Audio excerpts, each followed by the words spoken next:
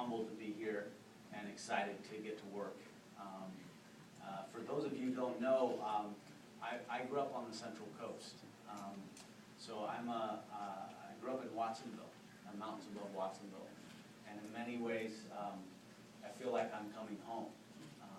I proposed to my wife on the pier in Monterey. We honeymooned in Monterey. And I've always felt like the Central Coast is my home. And I'm extremely excited to be able to come back home. And with that, I just want to introduce my mother, Sharda, and my father, John, who are here.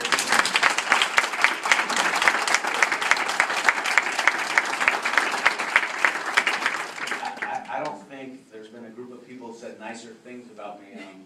Probably, maybe since my high school graduation. So I'm glad they were here to hear all that. Very nice. If I could just take a tiny bit of time, just tell you a little bit about myself.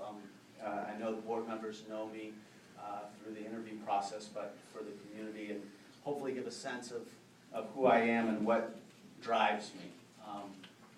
So I was, you may not believe this because I went to some fancy universities, but I was the kid in 5th grade that opened up the CAT score results and realized that I was reading at the bottom 5th percentile of students my age. And learning was hard for me. It didn't come easy. And what was especially hard is I have a brother who's now a climate scientist professor at Stanford, who learning just came extremely easy to me. And I still remember the times when my teacher would call on me, and I would in advance read my paragraph over and over again, hoping not to make the error in front of my peers. See, I was a student with dyslexia, and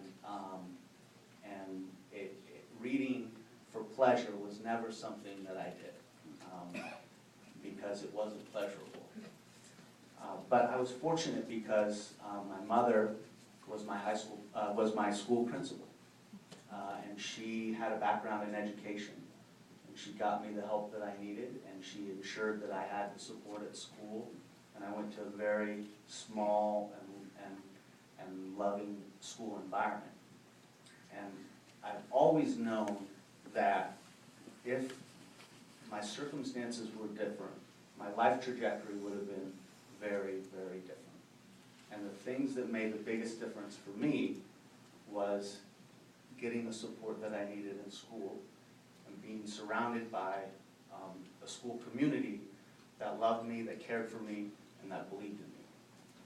And so what drives me is there are hundreds and thousands of students, not just in Monterey, but Peninsula, but across the country, that are every bit as talented and smart, but that are right now reading far below their grade level. And with the proper support and the right community of educators, that they can and will be successful, because it happened to me, and it will happen if we create that supportive environment for our students. And so to all the educators here tonight, I just say thank you. I know how hard it is to go each and every day in the classroom for your students, and that's where the real work is. And it's our job to be able to create support for you to be effective with our students. And just say that, my favorite proverb is, if you want to go fast, go alone. If you want to go far, go together. Yes. And so while I am proud to be the new leader of this district, this isn't going to be something that I do by myself. And this is going to be something, if we're going to go far, we're going to go because we're going to go together. And I'm very proud and humbled to be the new superintendent of Monterey Peninsula Unified School District, and I will do everything within my power to ensure that all our kids have the exceptional education that they deserve. So, thank you. Thank you.